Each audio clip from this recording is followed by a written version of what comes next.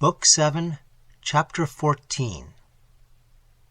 He stood upon the lofty balcony that overlooked the quiet city. Though afar, the fiercest passions of men were at work on the web of strife and doom. All that gave itself to his view was calm and still in the rays of the summer moon. For his soul was wrapped from man and man's narrow sphere, and only the serener glories of creation were present to the vision of the seer. There he stood, alone and thoughtful, to take the last farewell of the wondrous life that he had known. Coursing through fields of space, he beheld the gossamer shapes, whose choral joys his spirit had so often shared. There, group upon group, they circled in the starry silence, multiform in the unimaginable beauty of a being fed by ambrosial dews and serenest light. In his trance, all the universe stretched visible beyond. In the green valleys afar, he saw the dances of the fairies. In the bowels of the mountains, he beheld the race that breathed the lurid air of the volcanoes and hide from the light of heaven. On every leaf in the numberless forests, in every drop of the unmeasured seas, he surveyed its separate and swarming world. Far up in the farthest blue, he saw orb upon orb ripening into shape, and planets starting from the central fire to run their day of 10,000 years. For everywhere in creation is the breath of the Creator, and in every spot where the breath breathes is life. And alone in the distance, the lonely man beheld his Magian brother. There, at work with his numbers and his Kabbalah, amidst the wrecks of Rome, passionless and calm, sat in his cell the mystic Mejnour, living on, living ever while the world lasts, indifferent whether his knowledge produces weal or woe, a mechanical agent of a more tender and a wiser will that guides every spring to its inscrutable designs, living on, living ever, as science that cares alone for knowledge and halts not to consider how knowledge advances happiness, how human improvement, rushing through civilization, crushes in its march all who cannot grapple to its wheels. Ever with its Kabbalah and its number, lives on to change, in its bloodless movements, the face of the habitable world.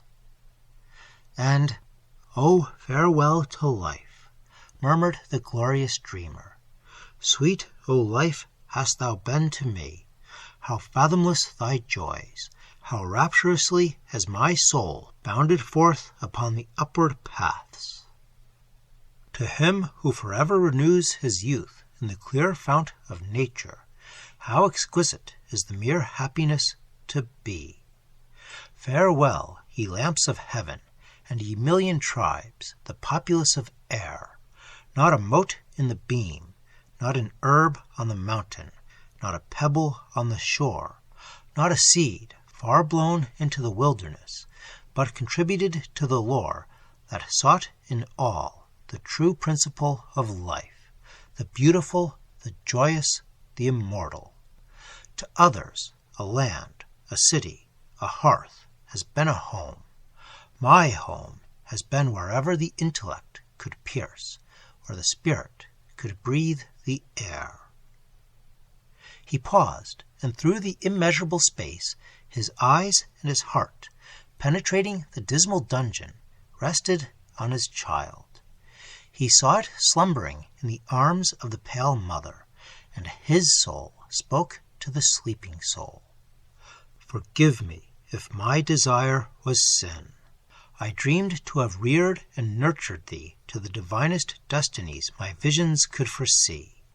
Betimes, as the mortal part was strengthened against disease, to have purified the spiritual from every sin, to have led thee, heaven upon heaven, through the holy ecstasies which make up the existence of the orders that dwell on high, to have formed from thy sublime affections the pure and ever-living communication between thy mother and myself. The dream was but a dream. It is no more. In sight myself of the grave, I feel at last that through the portals of the grave lies the true initiation into the holy and the wise. Beyond those portals I await ye both beloved pilgrims.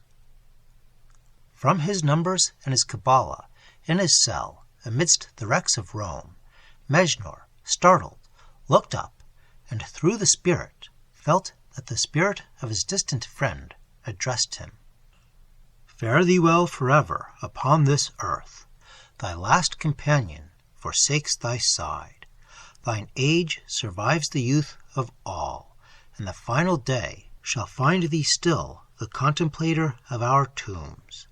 I go with my free will into the land of darkness, but new suns and systems blaze around us from the grave. I go where the souls of those for whom I resign the clay shall be my co-mates through eternal youth. At last I recognize the true ordeal and the real victory. Mejnour, cast down thy elixir, lay by thy load of years.